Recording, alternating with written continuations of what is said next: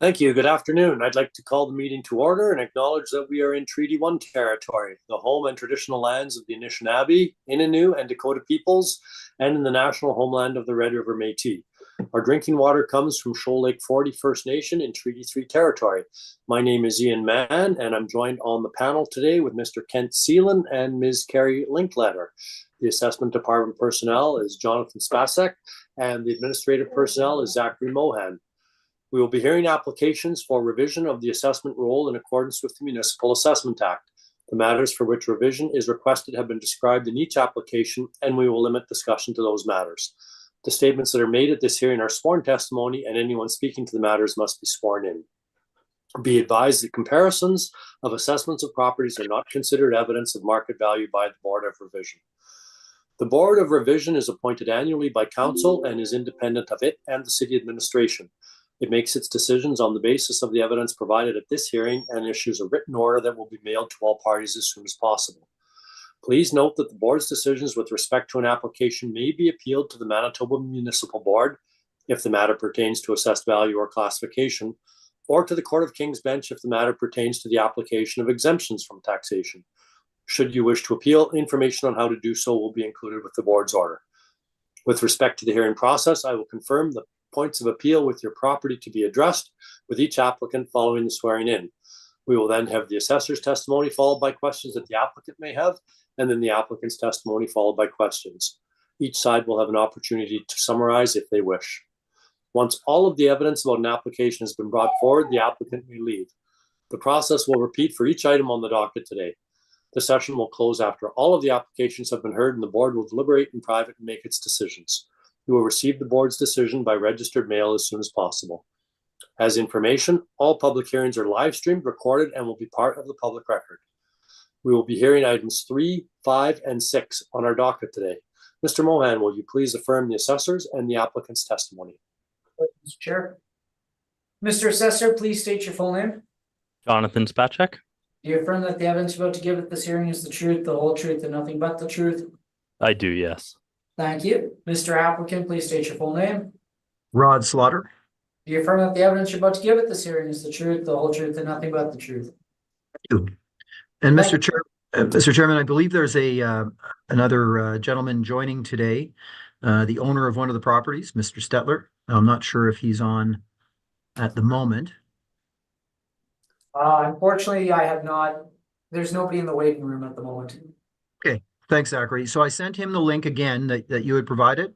If he joins, perhaps we could pause and allow him to be sworn in. I don't know if you'll have any testimony to add, but just in case. Is that okay? That'll be fine. On which property do you expect him to be speaking? It would be 251 Portage Avenue, Mr. Chairman. Okay, that's the first matter on the docket. So if he, we're going to proceed in order on the docket, but if he joins, Mr. Mohan, please advise, and we can take a moment to swear him in before his testimony. Thank you. Thank you. In that case, Mr. Spacek, will you please take us to the first property on today's docket, number 3, now at 251 Portage Avenue, street address? Absolutely. We have file number 24-3645, roll number 1305164000, 251. Sorry, Mr. Assessor, can you say that roll number one more time? Roll number 1305216400. Perfect, thank you. We're at 251 Portage. We have a 2025 assessed value of $12,789,000. Just to give you an overview of the property, it was originally built in 1915. Its effective year built is 1975. We have a gross floor area in the building of 128,820 with a leasable area of 99,100. If you turn to my page 2, you'll see this is a office building located at the corner of Gary and Portage on the north side of Portage. You can see another picture on page 3.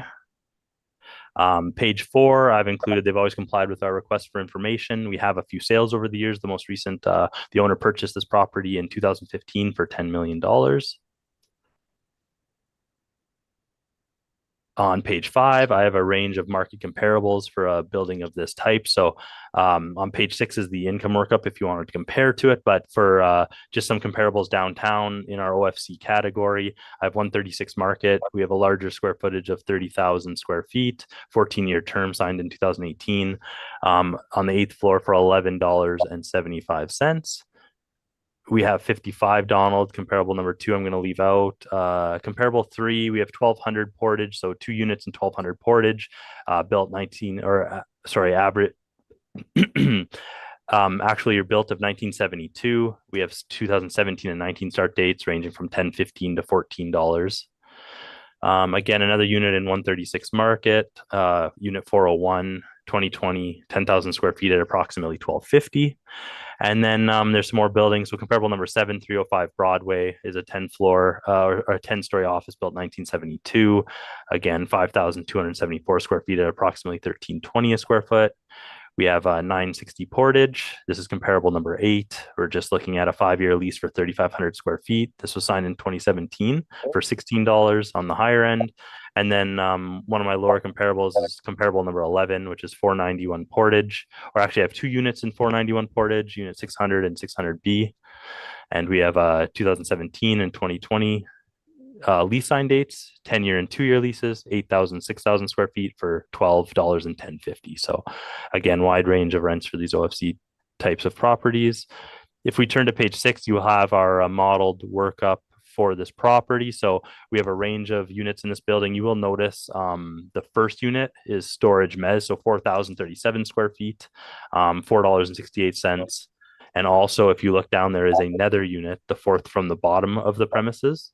It's 4,493 square feet. This is also some basement. It's storage mezz space. So we have approximately almost 10,000 square feet in basement mezz space. And you'll notice leasable area reported for the property is 91,000. We have it as 99,000 if you include that basement storage space. So that's one of the differences you'll notice. But looking at all the space together, 99,100 square feet, I've put it on there as we have it as $12.93 blended. We have a 15% vacancy loss for the OFC types of properties this cycle.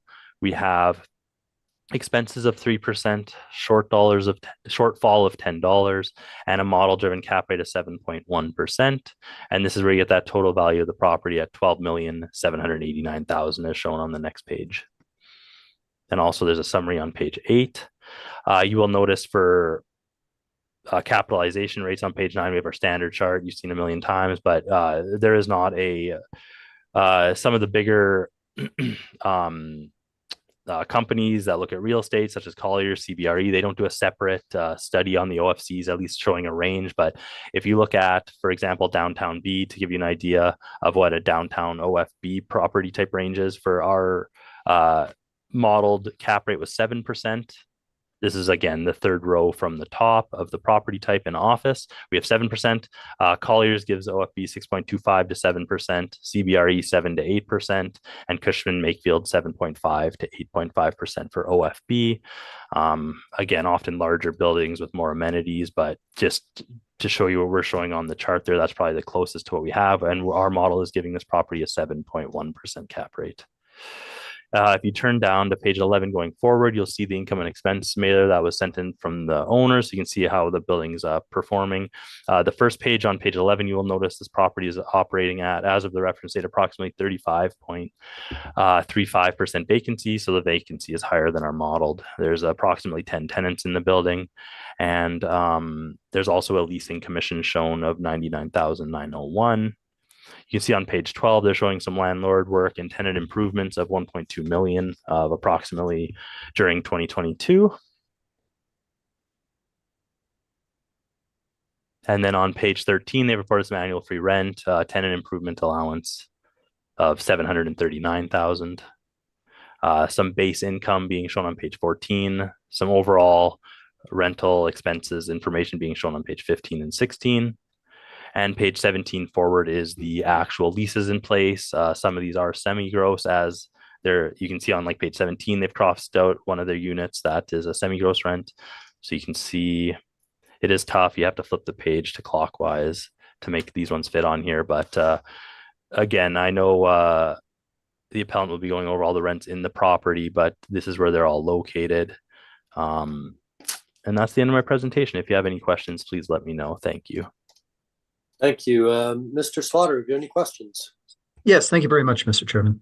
Thank you, Mr. Spacek, for the overview of the assessment. I have a few questions. On page 1, you correctly state that the original age of this building was 1915. This is a turn-of-the-century office building, correct? Correct. But the city seems to have applied an effective year built of 1975. Can you explain to the board how that is determined, or is that a subjective? Is it qualified, or is it quantified, or is it a quality adjustment? It is an adjustment to the building that an assessor will put on when, say, a renovation is done, or usually a renovation is done or something is done in the building to bring up the effective year of the building. So it's a subjective date. There are ways to determine an effective age. There's different ways. I don't know exactly what way was used and when it was used on this property, but at some point, the actual year, the effective year of the property was changed from 1915. I don't know if it was over time, over a few, or at once, but to 1975. Okay, so you're not aware of any specific renovation that occurred that would have prompted this adjustment, eh? No, I don't exactly know when it was changed to 1975, to be honest. Okay, thank you. The property is not connected to any of the walkways or underground concourse, is that correct? No, separate entrance. Okay. And it doesn't have any connection or close proximity of parking, is that correct? Correct. Okay. So can you explain how this property is considered a Class C? I understand that the City of Winnipeg Assessment Department actually bifurcates Class C into a Class C and a Class D category that the market often doesn't recognize. Can you explain the difference between the two? Again, subjective decision based on age, size, location, amenities. Most 1915 properties would be in the OFD category, and then I can't tell you exactly why it's in OFC versus OFD. I think there's an argument to be made for both. Older buildings could be classified as D, gather some lower rent, some larger vacancy, but that's what would make the difference. Was there'd be some slight different characteristics on the model, on the income workup, and that's my answer. Okay. Well, thanks, Sorry, Mr. Spacek. If I may interject, I believe your client has just arrived in the waiting room. Oh, perfect. I'll pause then, and if you'd like to swear Mr. Stetler in. Of course. Thank you. Good.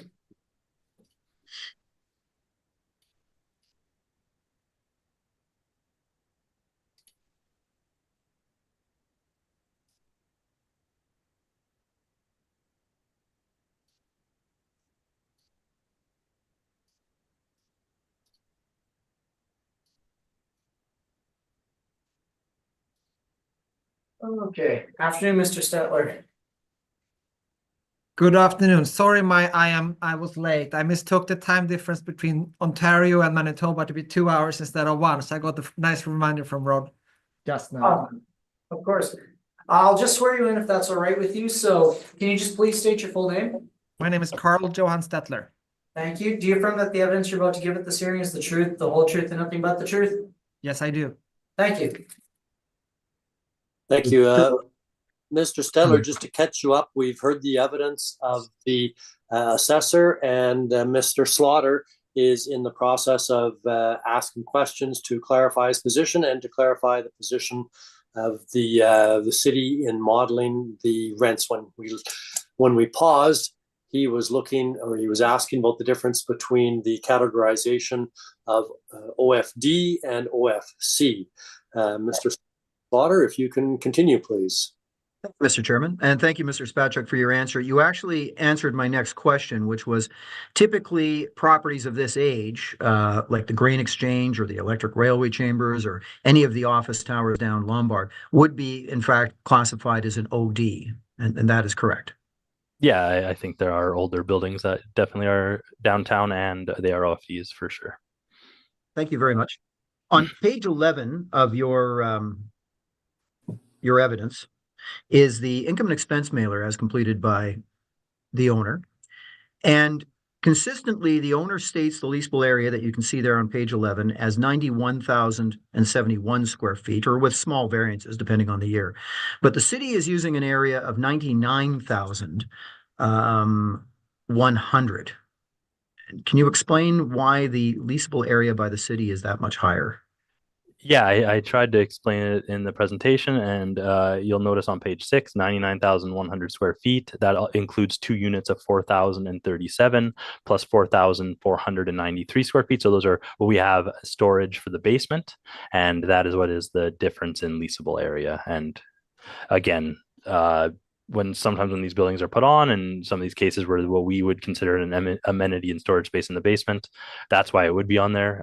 Again, if this was not space that is used as storage or able to be rented out as storage, I would not be opposed to the leasable area being 91,000 on the mailer. That would take, again, a look at the actual space of the basement. That's great. Thank you very much, Mr. Spacek.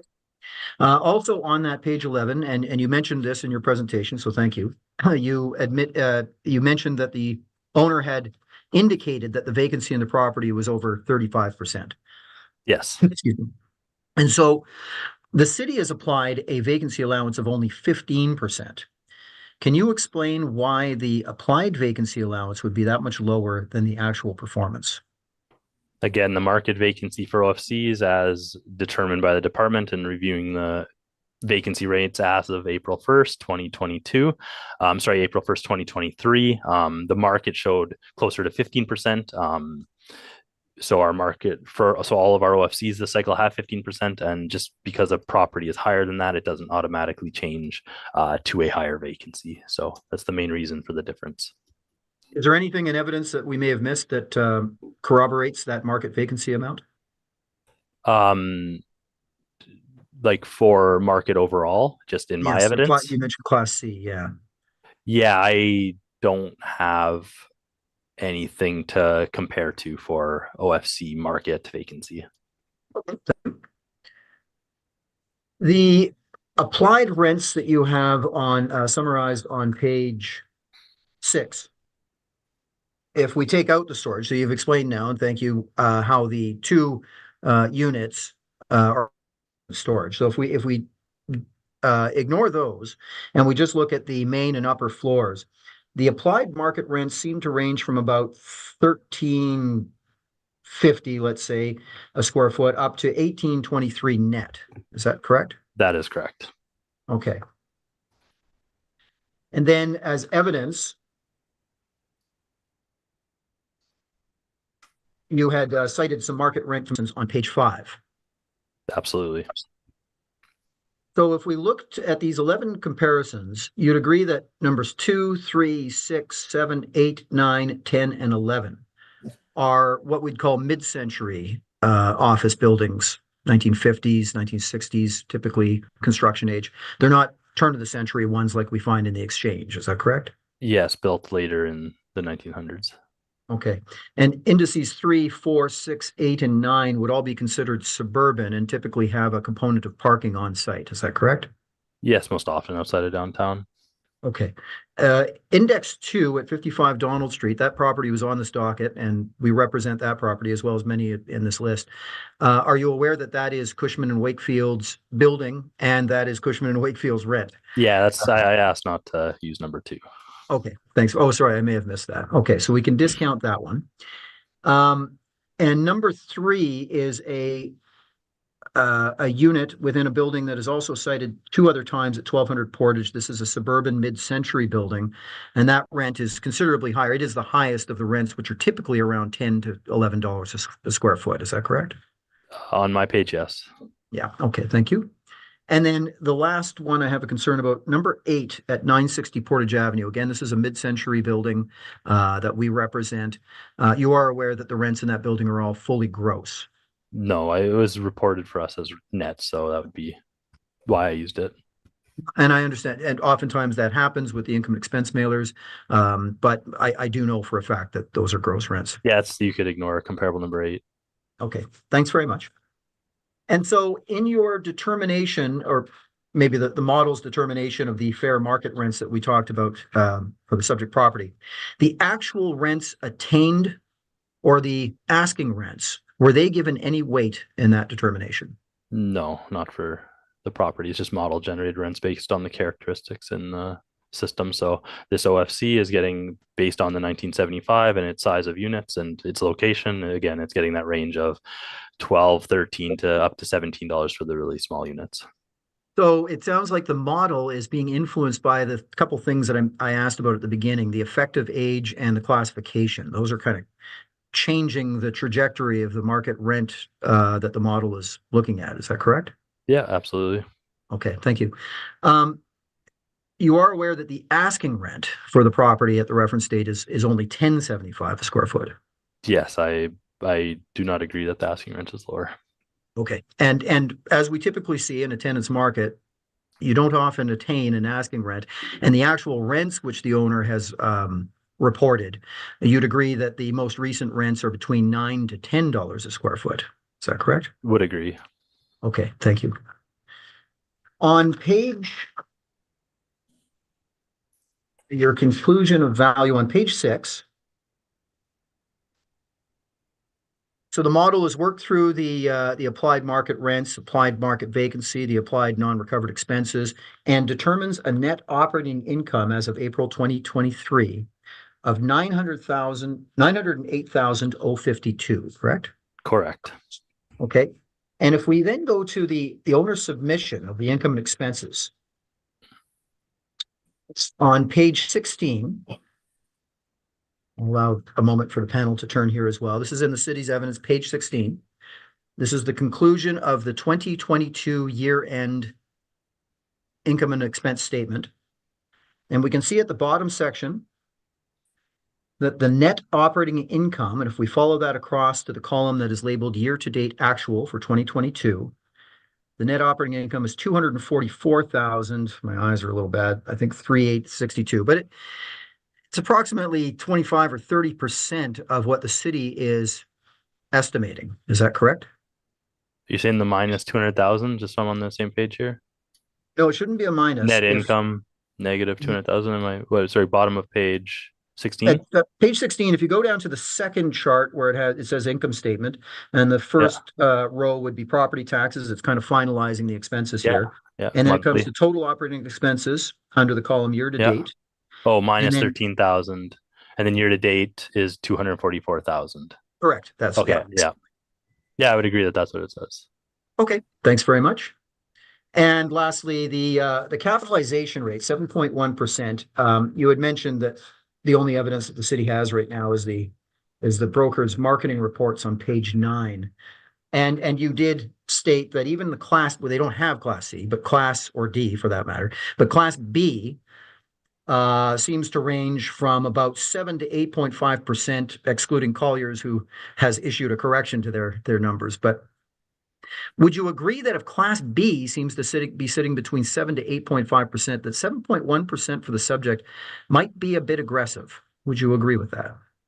That would be on the low end of what's on the chart for sure. That's all the questions. Thank you very much, Mr. Spacek, and thank you, Mr. Chairperson. Thank you. Mr. Seelan, have you any questions? Yes, the landlord did some work here in tenant improvement. Do we know what the landlord has done to make improvements to the building? I don't know the exact, I don't know which units have been improved. I don't know. Have you inspected this building? No, I have not. The sales here were listed in 2015, 2010, and 2007. Are they arm's length sales? From our review and the notes I looked up, it was an arm's length sale. That's what it says on our end. That's all my questions, Mr. Chair. Thank you so much. Thank you. Ms. Linklater. Yes, thank you, Mr. Chair. Just a couple. Good afternoon, Mr. Spacek. Good afternoon. So I'm just going to start on a question on the parameters for a Class C building.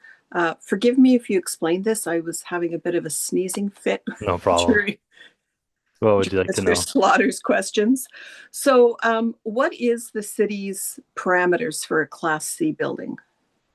What you see right here for 2023? Yeah.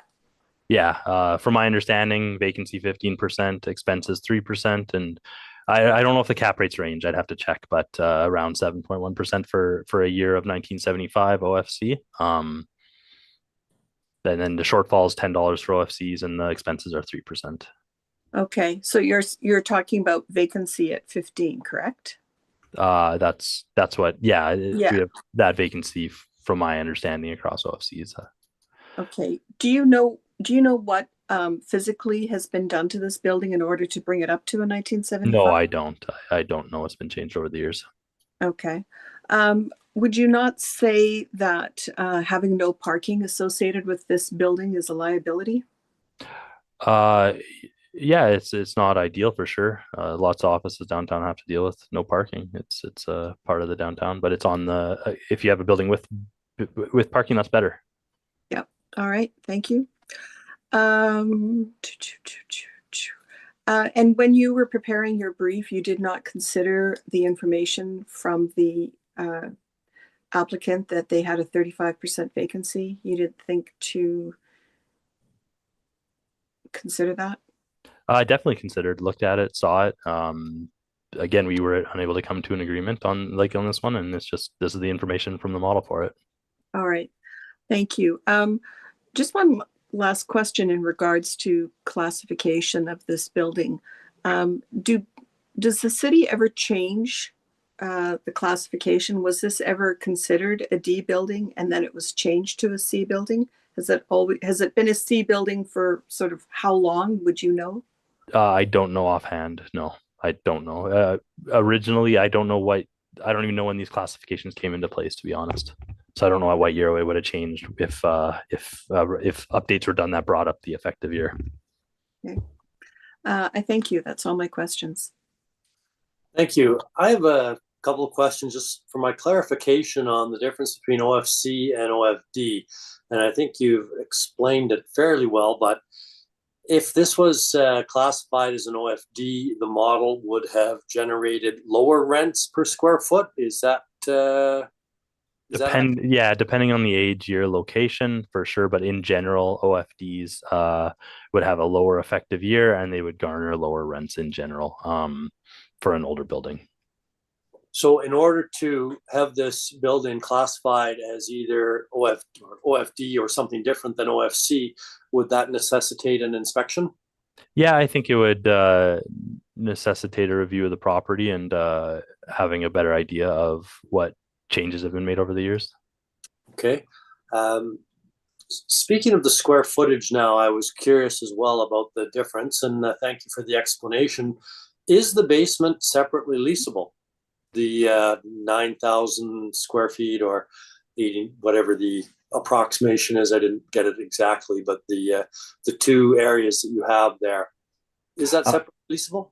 No, like I don't know the exact layout. I think it was just added from floor plans in the past, and then I mean, if you removed the basement storage, Mez, it would not hurt my feelings. It's usually an amenity for these type of buildings these days, where they either use it for their own storage or, unless it's finished basement space, I would understand the leasable area of 91,000 being used.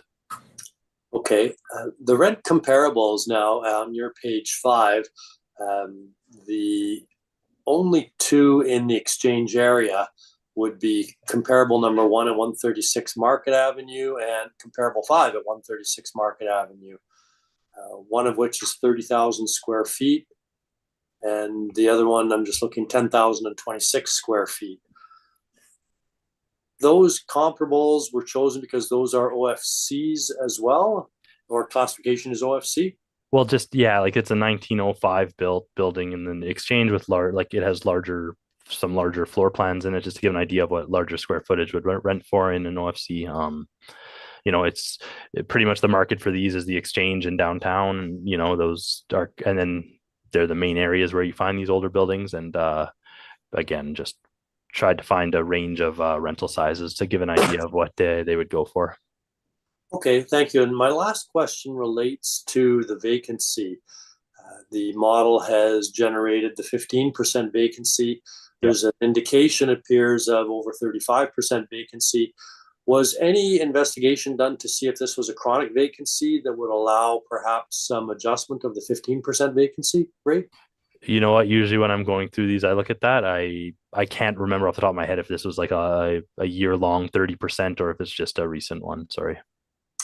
Okay, thank you. I don't have anything further. Excuse me, Mr. Chair. Yes, I just Am I- ask am I- one more question, please. certainly, Ms. Linkletter. Thank you. Mr. Spacek, could you just repeat, and I again apologize, I was unable to hear when you were having a discussion with Mr. Slaughter. I think you listed some Class D buildings downtown? I didn't list any downtown, no. No, you just verbally spoke to them. I just saying on my comparables, we have OFC of 136 Market, and it was built in 1905. It's just one of the older comparables being used. Okay, sorry, I thought that you had said 2 or 3 buildings that were Class D downtown, so. No. All right, thank you. No That's all problem. my questions. Mr. Slaughter, your evidence, please. Thank you very much, Mr. Chairman. I would like to draw the board's attention. Sorry, please. one sec. I thought I did see Mr. Stetler raise his hand before. I don't know if Oh, he had I'm a question. sorry, I must have missed it. I'm not sure if I'm allowed to speak up I under think these you're circumstances in. or if you rather want me to be quiet. But I thought, assuming that I am allowed to speak up, I just wanted to take the opportunity to first to thank you that I'm here. I deal with all the appeals with MPAC in Toronto, even though because of COVID and everything else, they've gone silent for the last couple of years. We'll see when everything break loose soon, I think. We bought this building in 2016, and we've had since then the real estate market in Winnipeg has not performed the way we had hoped it would do. We've done our best through our team here and also our team in Winnipeg to lease the property up. I know the board asked about vacancy, and I can tell you that vacancy has been chronic around the 30-35% mark, not without trying. As an owner, it has been a less than stellar financial performance. The rents we are looked at, like I worked with Rod on the numbers going into the model, and we really tried to make sure the square footage we're using are actual square footage and help the assessor update and then when needed. But we also looked at all the leases and to understand what rents are tenants paying. Tenants that are there, they've been renewed, and all I can say is that I think that first of all, I think it would be prudent for the assessor to look at the property, and he's always welcome. But I also think that there has been significant long-term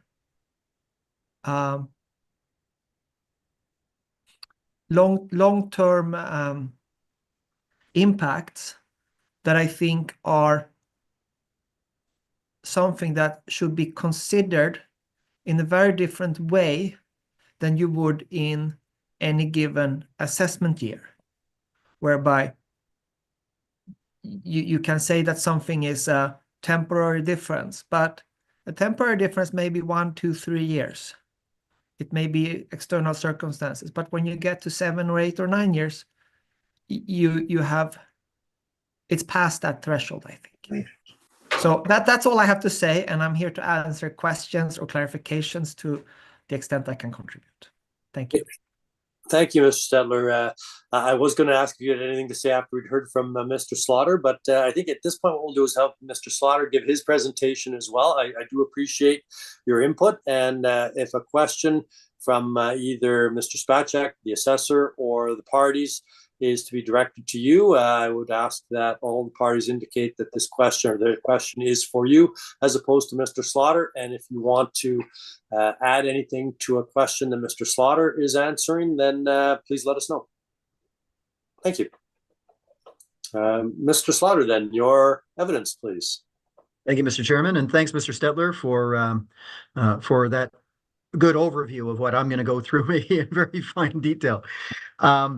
So we've talked about the overall building, Mr. Chairman, and I won't go into too much detail now about that. But on page 7, I have a property description.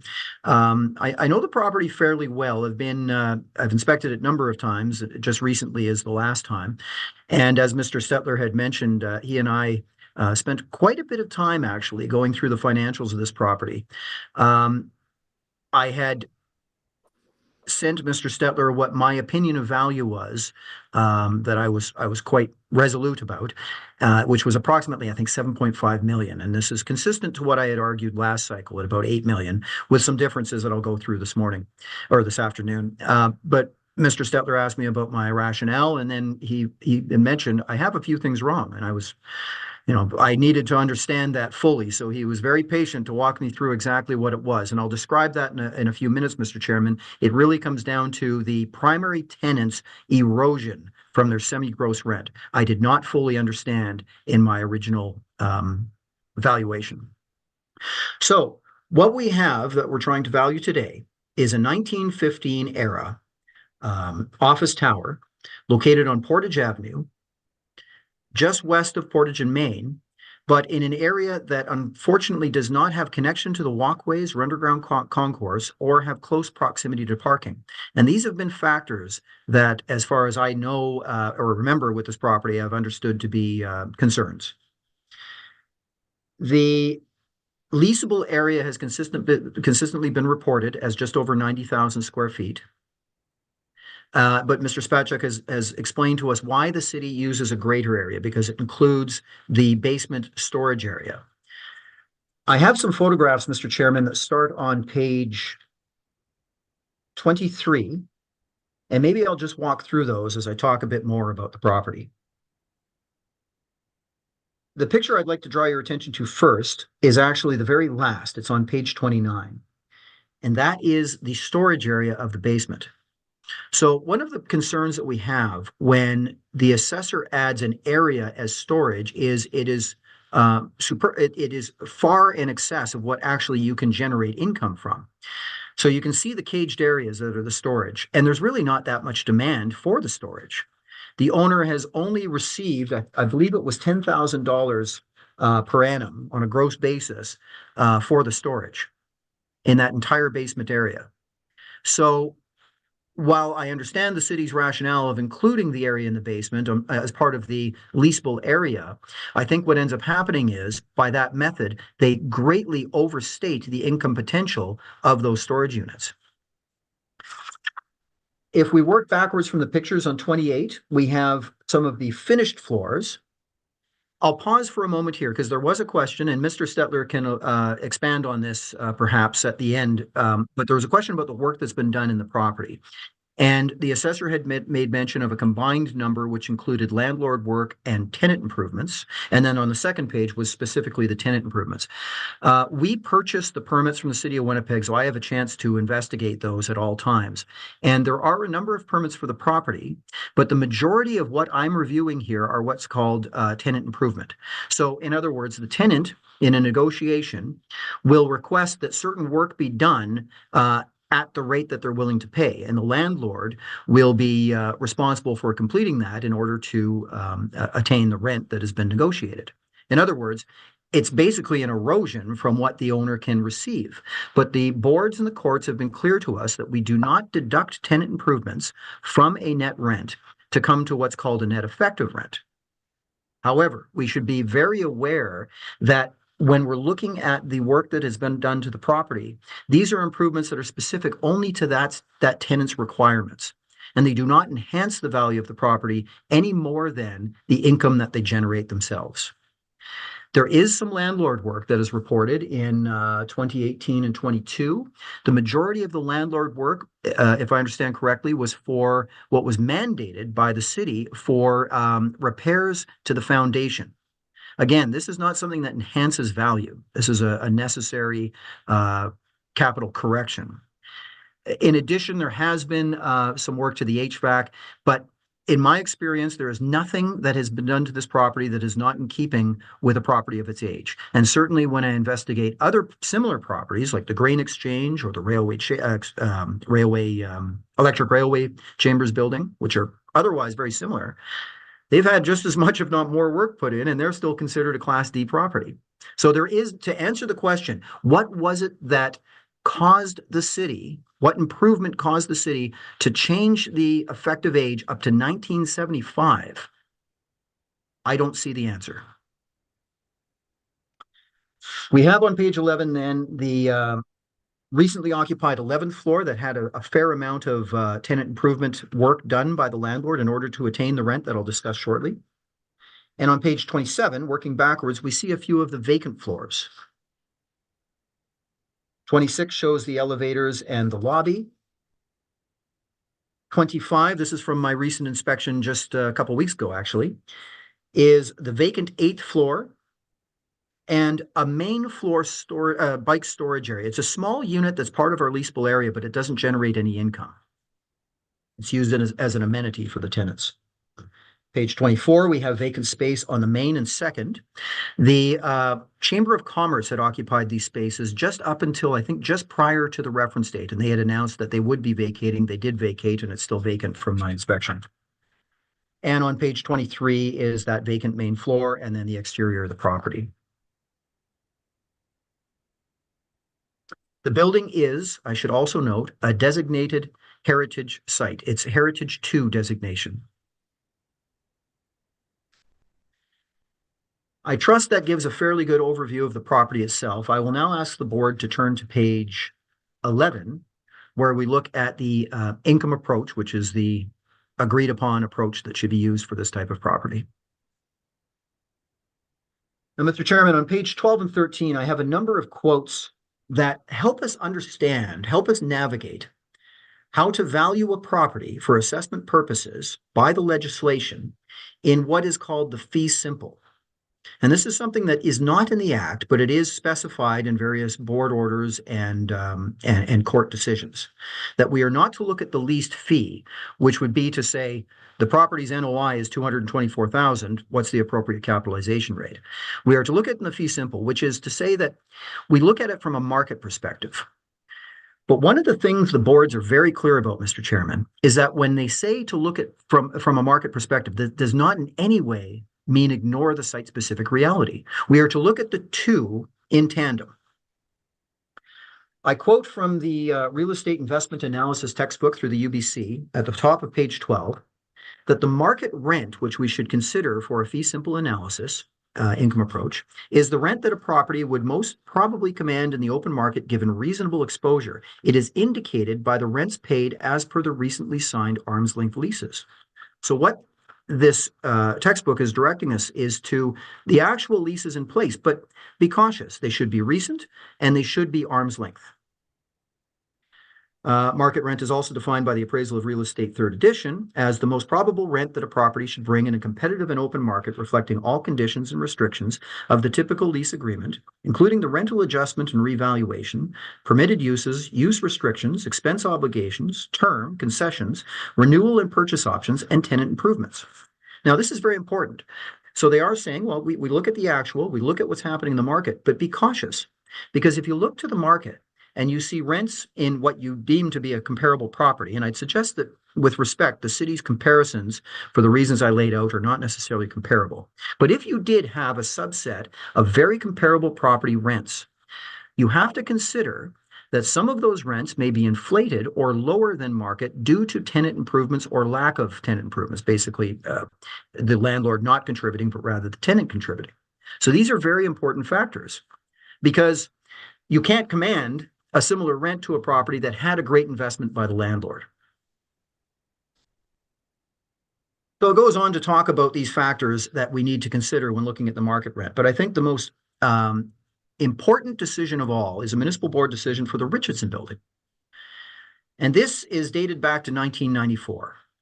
And the reference date at the time, I believe, was 1985. And the quote in the board's decision is, the board notes in this case that 20 leases were executed in 1984 and 85. In the board's, that was in the property. In the board's view, this direct evidence gives a more reliable indicator of 1985 market rent than the Dawson report of evidence of the rent paid in other office buildings. The use of these rental rates as opposed to rental rates in other office buildings overcomes the need to make adjustments for differences in location, age, amenities, etc. between the subject and the comparison properties. So it's a very clear caution that you should not ignore site-specific rents if they are in fact arm's length and they're recent, and instead turn to rents for perhaps not completely comparable properties, or you will not be accomplishing what the Act asks us to do, which is determine the market value of the subject property.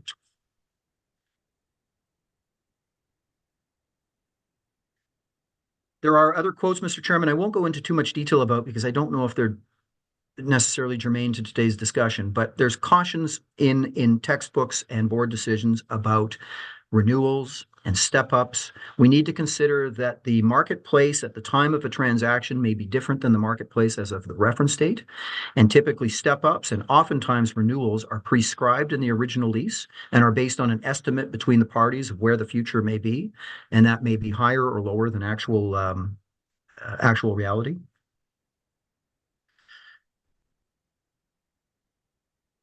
And then it has quotes about the tenant inducements, another I mentioned before, a very important factor that we need to consider when we're looking at comparisons. So with all of that, we turn to page 14. And we look first to the asking rents. To be clear, when marketing reports put out the rents for a certain segment of the property, they are talking about asking rents.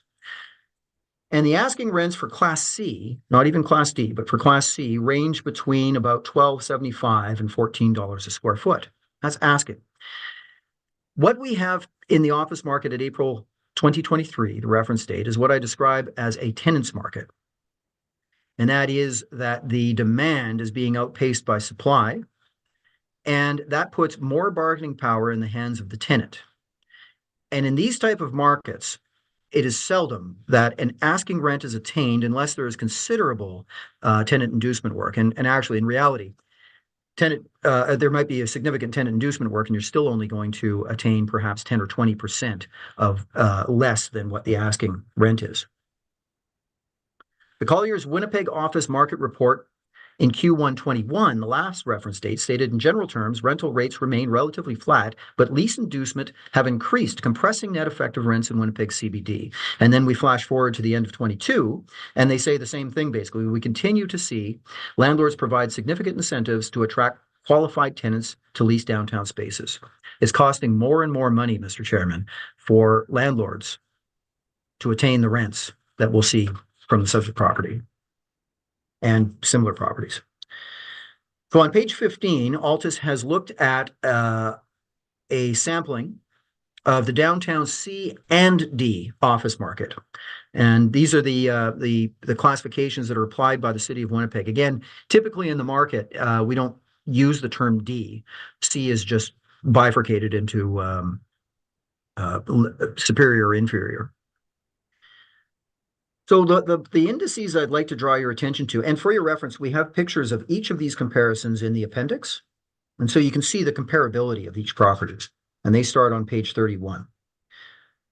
So as we go down, the first comparison is actually more of a mid-century property, a true Class C. And those rents are typically in the $10 to $12 a square foot, except for the main floor retail. It's Don's Photo Shop in this property, which has a main floor unit and then a storage unit that you see as numbers 1 and 2. Those aren't the best comparisons, though. I'd suggest that the best comparisons start at number 10. This is 153 Lombard, a very comparable property located on the east side of Main Street. And we have units here from the main floor and the upper floors, and they typically hover around 9 to 10. They can be a bit higher at 11. You will see discrepancies, and again, this is often explained by the amount of money that a particular lease transaction might have required by either the landlord or the tenant themselves. And so they can go from a low of sub $5 in some cases, because these are gross rents that have to be netted down, to around $9 to $11 a square foot. And we see that in the next property, 191 Lombard, indices number 13 to 19. Same sort of conclusions. We have indice number 21. It's a similar aged two-story building that has a single tenant, which is a college. They occupy 24,000 square feet for $11 a square foot. The interesting thing with that lease, Mr. Chairman, is it includes a separately assessed parking lot. We'll actually be talking about that later this morning, I think. So it includes parking in that rent. We then have a property on Market, which is a good comparison, 112 Market in the Exchange. And the rents there, again, when we net them down, and you can see the calculations, hover just below $10 to around $11 a square foot. Another property on Market at 136 has higher rents, but this property is considered a C, and I would not disagree with that. With the amount of work that has gone on in that property and the fact that it has adjacent surface parking right beside the property available for the tenants. This is where we start to see the rents climb up above the $9, $10, $11 a square foot.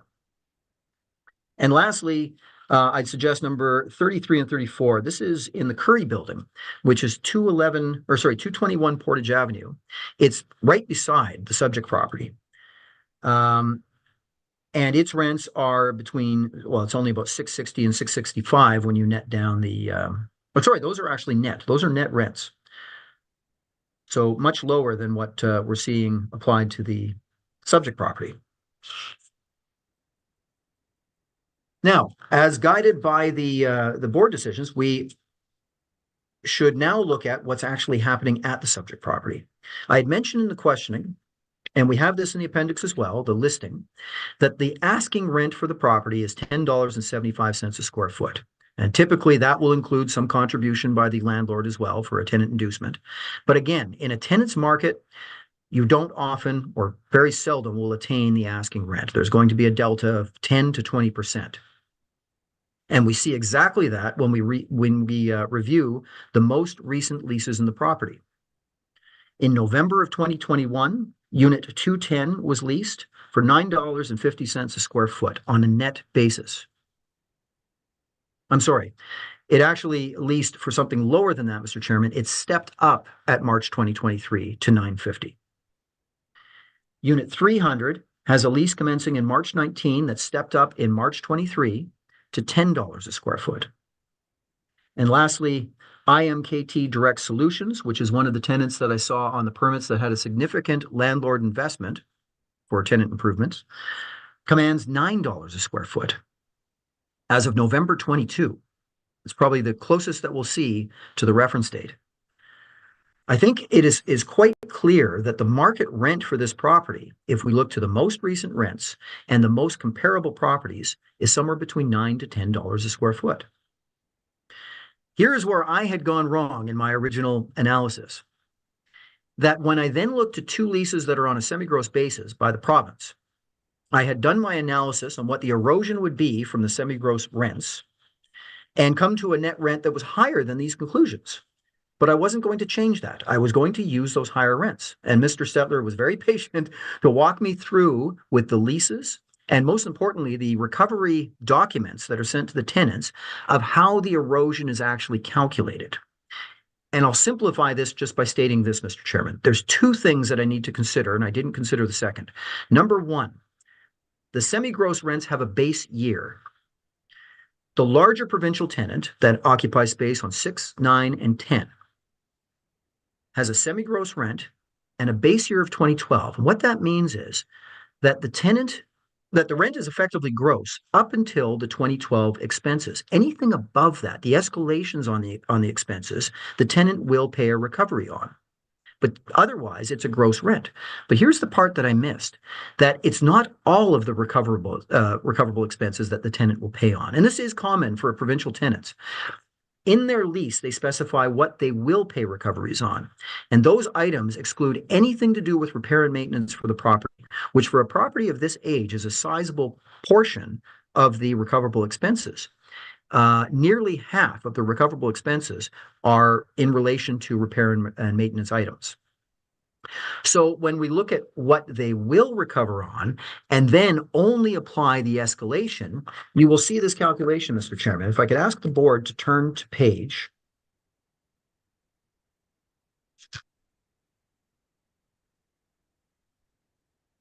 All right, one moment. It follows the income and expense forms. Page 66 and 67, please.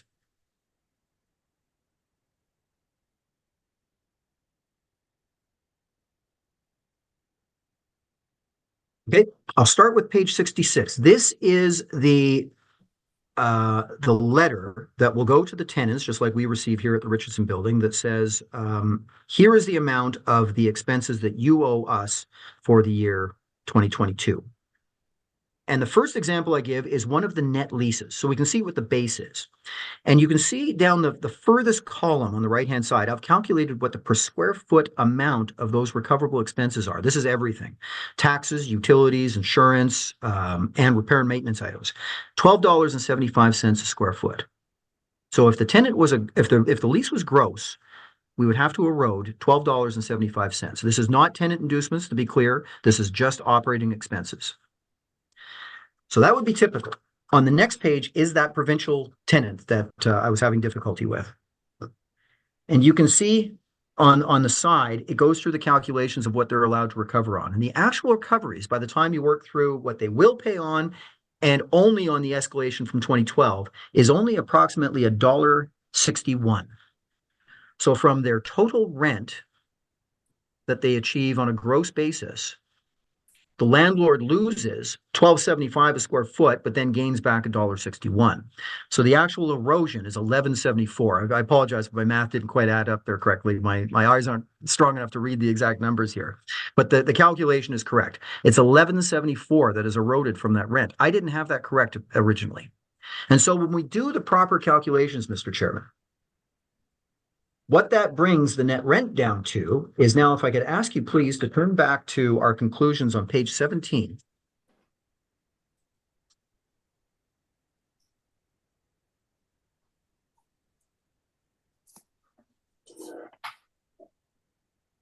You will see the rent calculations in the top of page 17, and you'll see in the chart, the second last row is the face rent, the gross or semi-gross rent, and then the erosions coming to the net contract rent. The net in this case is $9.12 a square foot. And when Mr. Stetler finally, we spent a long time going through this, and when it finally came to that conclusion, and I believed it, and I knew that I could come before you today under oath and hopefully explain it, but mainly believe it, I went, that now makes sense, because that's exactly the conclusion that I came to, between $9 to $10. So in summary, on page 17 is all of the actual net rents at the end of 2022, netted down for the amount of recoveries that are not received, not considering any tenant inducements, because that would be coming to a net effective rent, and we're not doing that. And then we apply a market rent to any vacant space or space that perhaps requires an adjustment. And based on the evidence before me, I think $9.50 would be an appropriate market rent. So when we apply all of those rents, higher or lower than $9.50, the actual blended rent, Mr. Chairman, is $9.72 a square foot. And I believe that is an appropriate fee simple market rent.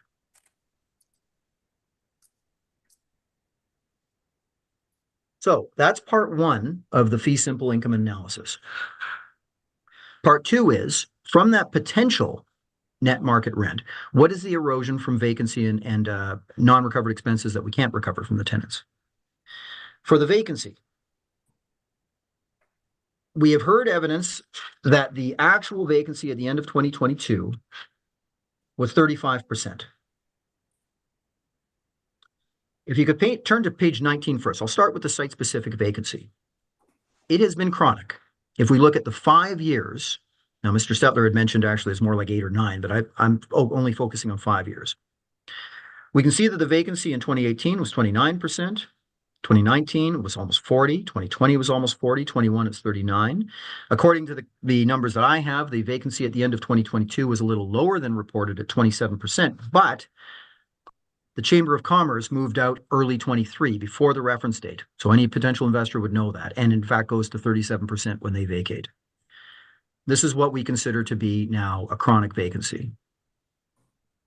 If we look to the market though, if one was to say, it doesn't matter in a fee simple, we're going to ignore the actual performance, which would be incorrect.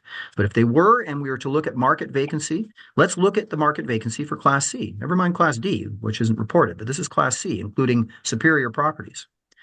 On page 17, the conclusions of 5 marketing brochures from the 5 local broker firms show Class C at between 12.2 and 22.4%. But if we average this, it's approximately 17 or 18%.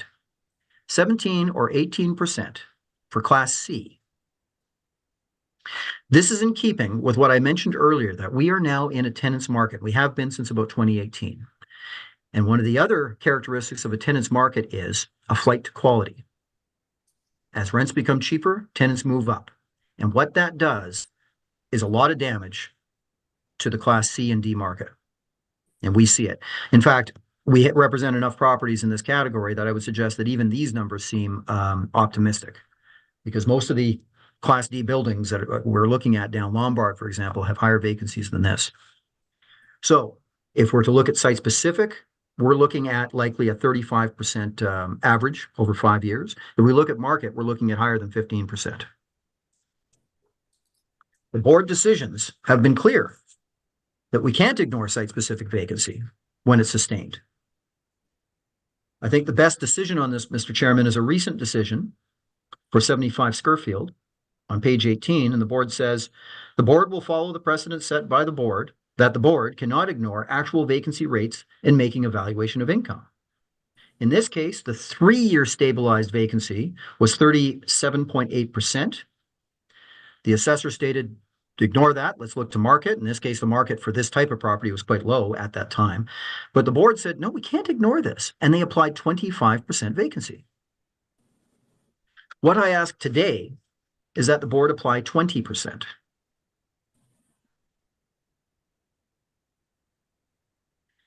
We then move to the shortfall allowance. This is a minor difference, Mr. Chairman, but the shortfall essentially is the amount that we can't recover from tenants because there's no tenant to recover from on the vacant space. So over the life of the building, part of the appraisal of an office tower is determine what that amount is per square foot, and whatever vacancy rate we apply a shortfall to it. So the shortfall should be pretty close to the actual expenses. And I already mentioned to you that the expenses at the end of 2022 were $12.75 a square foot. We've applied $12 a square foot as the shortfall allowance. Second last item that we need to address is non-recovered expenses. So these are the expenses for items such as a structural reserve allowance and items that are not typically recovered under a typical lease. We've argued at length, Mr. Chairman, that leasing commissions and even tenant inducements need to be categorized or considered in this category, but the boards have not yet agreed with that. So we are not disputing for today the city's application of 3% for the total non-recovered expense allowance. That does not mean that in evaluation of a property, we ignore the fact that money has to be spent in order to attain money. If it's not being recognized in the NOI, we need to recognize it in the capitalization rate. The last item that we add is for the storage. Now, Altus's approach, like the landowner, is to report the leasable area, not including storage. But if we do that, it would be inappropriate for us to ignore that there is some income that is generated from that area. Consistently over 5 years, it's $10,800 on a gross basis, but of course, it's not part of the common denominator for expenses. So we apply $10,800 as additional storage income.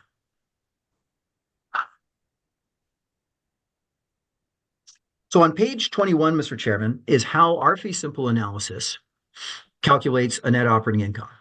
With all the rates and parameters that I described, the net operating income would be $478,911.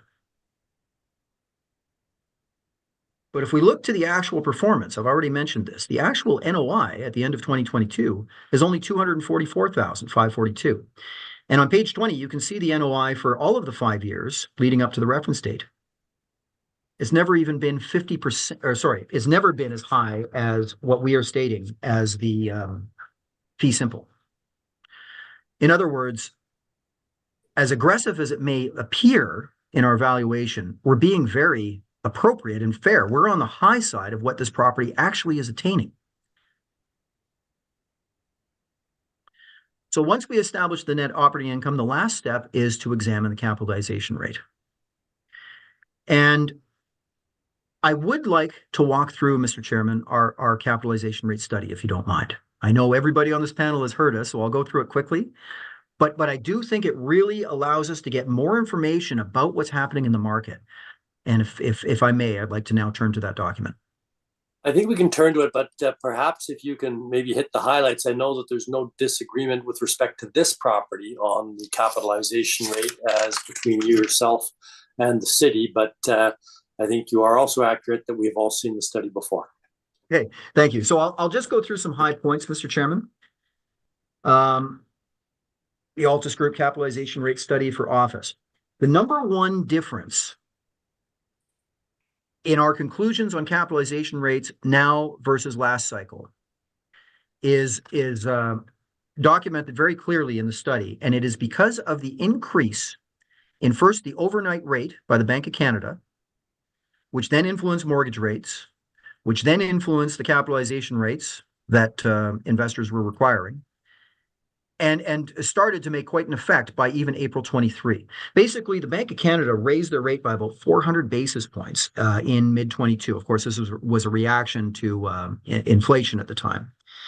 But what happened is, and we clearly state this in the report, is there's a ripple effect of that. It then caused an increase in mortgage rates, not to the same amount. There's a spread between the two. And sure enough, we saw an increase in the capitalization rates. I think a very appropriate telling chart, Mr. Chairman, is on page 9, where we see capitalization rates across the country for all classes of office jump right before the reference date. And that is in direct relation to the increase in the lending rates and the bond rates. But further influencing the capitalization rate, when we talk about the influences on capitalization rate, I need to be clear. This is only one factor. And in some cases, depending on the asset class, it might not have an impact because the other factors may outweigh it. The other factors are supply and demand and the investor's expectation of return of an appreciation of income, whether it be through market forces or their own investment. In office, though, those factors are not positive. In general, and I think this is important for the context of the entire evidence, Mr. Chairman, Winnipeg had a renaissance in downtown office between 2010 and about 2018. We saw a lot of investment activity, especially through 2013, 14, 15. We saw a decent amount of demand for downtown office. But then what we started to see is the demand basically went static in 2017 or so. We didn't see what I call net new tenancies in downtown Winnipeg. We saw movement, a lot of movement, but we're not really seeing anybody coming into downtown. True North was built in 2018. The expectation at first was build it and they will come. We will see a net new increase in demand, but we didn't.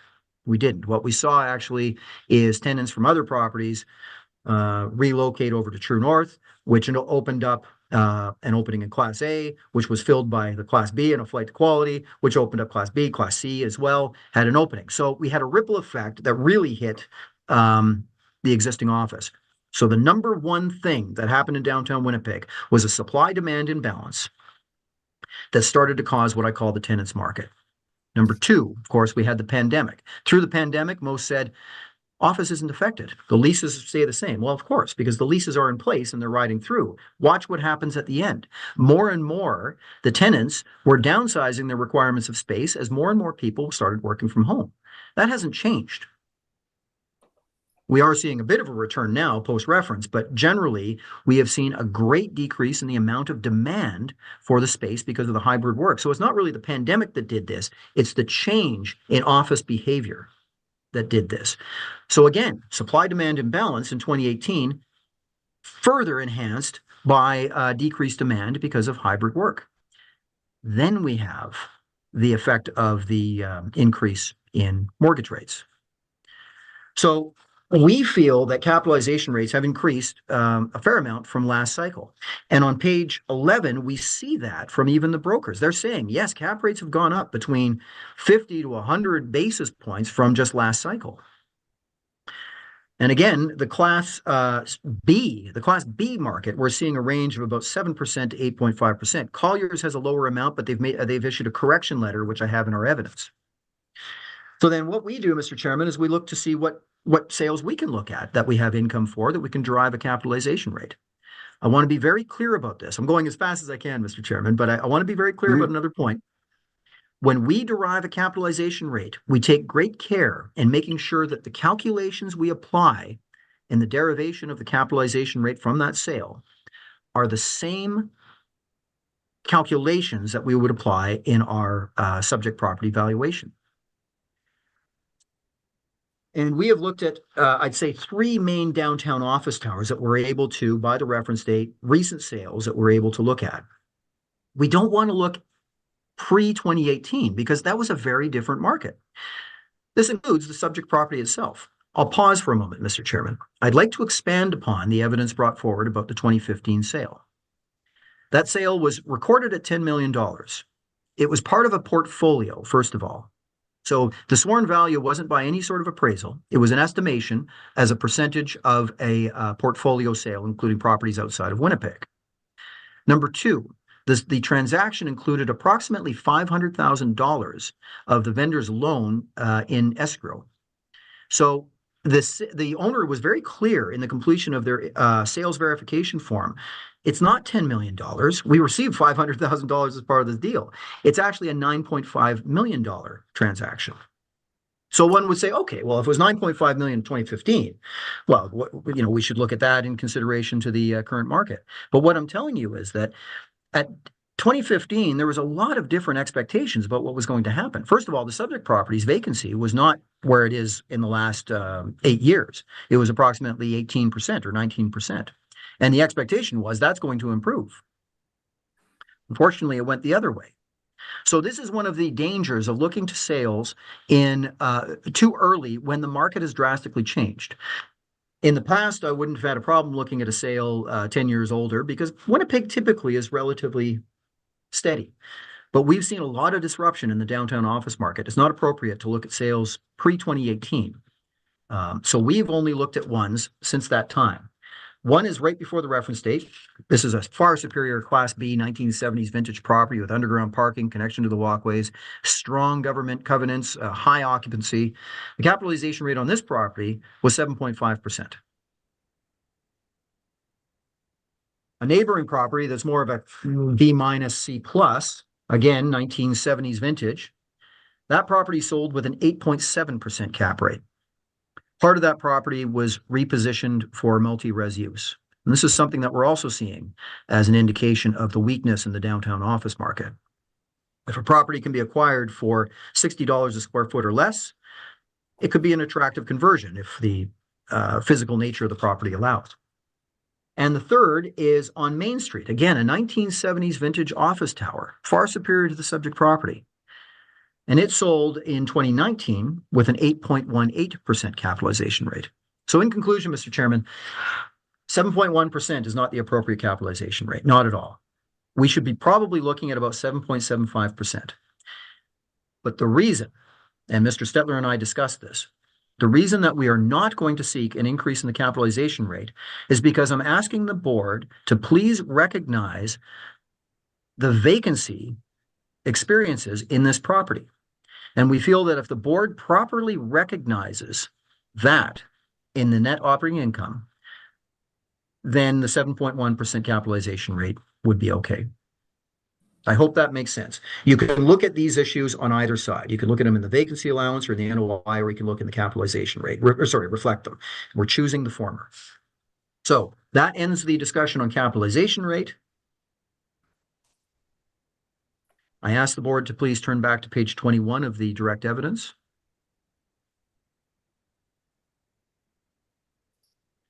We have a net operating income, which is approximately twice as much as the actual NOI at the reference date. And we capitalize that using the city's 7.1%. We have an indicated value of $6,745,000. And that concludes our presentation, Mr. Chairman. Thank you very much. Thank you, Mr. Slaughter. Mr. Spacek, have you questions? I have no questions. Thank you. Ms. Linklater, have you any questions? I have no questions. Thank you, Mr. Chair. Mr. Seelan, have you any questions? No questions, Mr. Chair. Thank you. I just want to turn briefly, please, Mr. Slaughter and Mr. Stetler. There was something that I noticed on page 67. Of the direct evidence, Mr. Chairman? Page 67 Yeah. of the direct evidence, yes, not of the cap rate study. Okay, Mr. Stetler, this page is referring to, if you have my brief with you, it's referring to the invoice for the 2022 expenses to the province. Go ahead, Mr. Chairman. Or invoice for the 2022, or the recovery adjustments. Yes, that's right. Yes. I get it. Okay. Yeah, okay. First of all, the recovery adjustments would appear to be post-reference. The second question that I have is the invoices to Her Majesty the Queen at 1100 259 Portage Avenue. That would appear to be next door, or is that part of the 251? Is that part of the Paris building as well? I'll take that question. Yeah, the civic address actually is 251 to 59. In some cases, we see it as 259, some as 251. Okay. But that invoice is still post-reference. No, that's the date that Mr. Stetler sent it to me. Mr. Stetler, if you don't mind corroborating that, No, that's fine. I looked at that too. That's the date that he sent me the information. I guess it pre-populated the current date. It is, in fact, the 2022 recoveries that are being referenced. Okay, thank you. I just wanted that clarification. I don't have anything more. Mr. Spacek, do you have any summary? No need for summary, thank you. Mr. Slaughter or Mr. Stetler, summary? I think I'm fine, Mr. Chairman. Mr. Stetler, anything you'd like to add? I can go on for hours, but I don't think you want to hear that.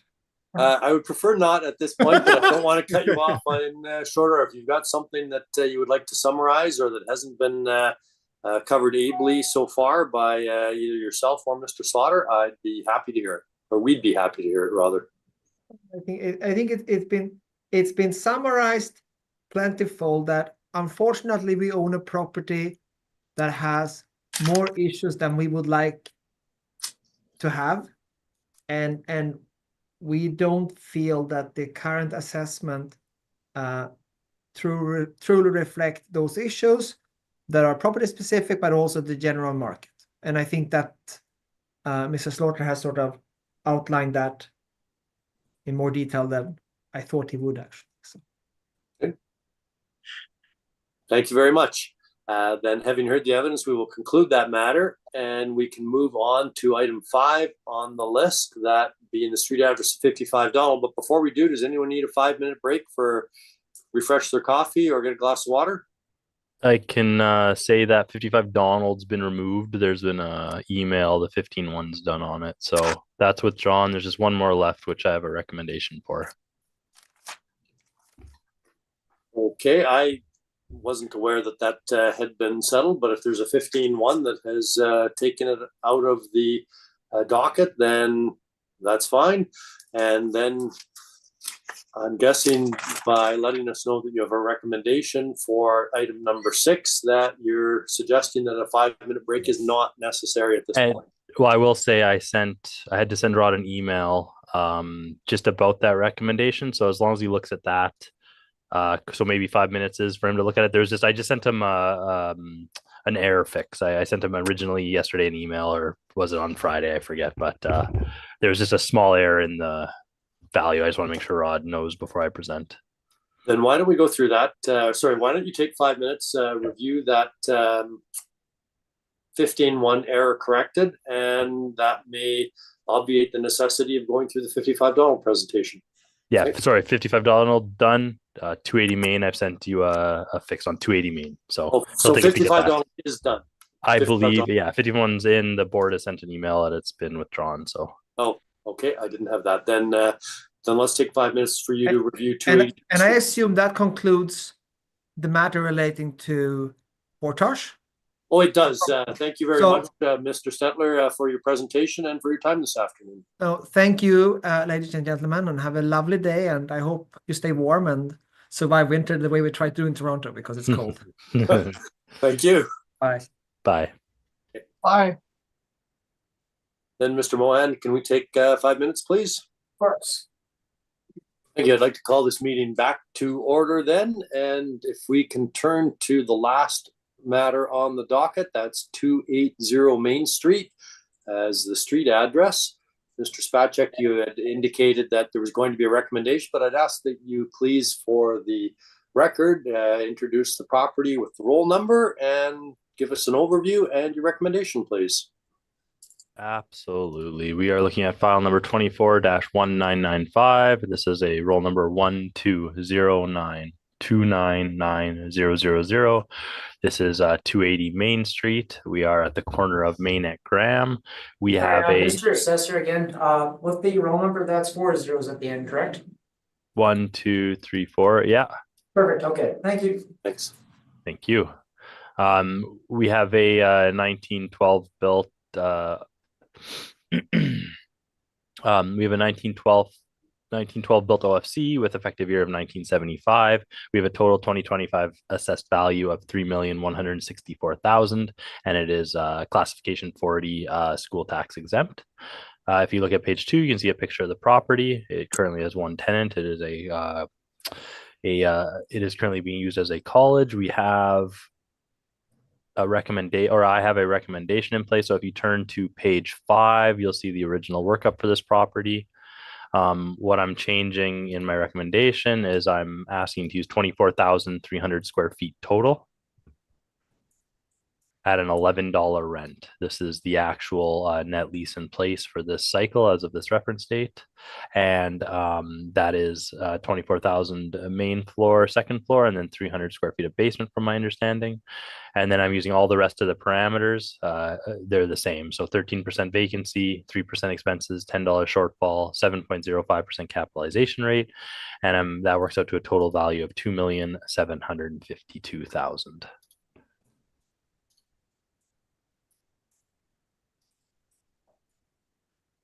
What is the new net operating income for that? That would be the new NOI is 193,984. Okay, thank you. And Mr. Slaughter, have you had an opportunity to review this recommendation? And if so, what's your position? Well, it's mainly the client that I have to seek guidance from, and unfortunately, I haven't heard back from them. So, Mr. Spacek, if I was to accept this, but the owner doesn't, we might have to appeal to the municipal board. Is that acceptable to you? Yeah, I think with the knowledge beforehand that's where we're at. I think I'm comfortable with the value I placed forward. So either way, I believe that makes sense to me.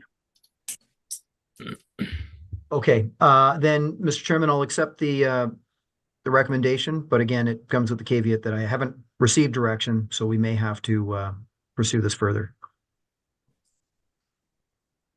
Okay, what you do after the determination by the board is, of course, up to you and your client. Even if the recommendation had been communicated to your client and he chose to accept it, that doesn't take away his ability or their ability rather to appeal to the municipal board. It's a factor to consider, of course, but I'm not attempting to bind you or your client to any particular value and take away any appeals that may lie. Thanks very much. And Mr. Spacek, as soon as I hear from the owner, I'll let you know so you have a comfort of what direction we take. Appreciate that. Thank you. Okay. Having heard that, then Ms. Linklater, have you any questions? I do, just for clarification, Mr. Spacek. So you've just removed the basement area? I've just put the lease that's in place for the property, so it's more square footage. It includes, I believe, 300 square feet of basement, and that's why it's 24,300. That's the lease in place for the property. All right, I thank you. That's all my questions. Okay, and Mr. Seelan, have you any questions? Just to confirm the rental rates for the property. $11. $11. Is that blended or is that That's the lease in place for the whole space. whole space? Thanks very much. That's all my questions, Mr. Chair. Thank you. And with those clarifications, I don't have any questions. And with the agreement and your comments so far, Mr. Slaughter, is there any summary required, Mr. Spacek or Mr. Slaughter? No summary, thank you. I'll just mention, Mr. Chairman, the additional contention here is that $11 includes parking. I alluded to it earlier because this was a comparison for 251 Portage. And what we also were hoping to do is deduct the value of the parking lot. That's really part of this income potential. But that's a trickier argument. So I'll accept this value, and then if the owner wishes us to pursue that further argument, we can do so at the municipal board. Thank you. And has I guess, sorry to interject on that, but the value of $2,752,000 is with respect to this roll number right now, depending on what actions are taken or what proceedings are taken later on, and what the municipal board may do, whether it's a deduction or not in place. Okay, but that other roll is not before the board today. No, it was heard on a different docket. We asked for confirmation. So they're both kind of sitting separate. Okay, thank you very much. Okay, thank you. And then, having heard the evidence, we will conclude this matter. And that concludes all of the matters today. Thank you very much, Mr. Spacek and Mr. Slaughter, for your time. This hearing is now adjourned. Thank you very much. Have a great day. Bye. Thank you. Thank you.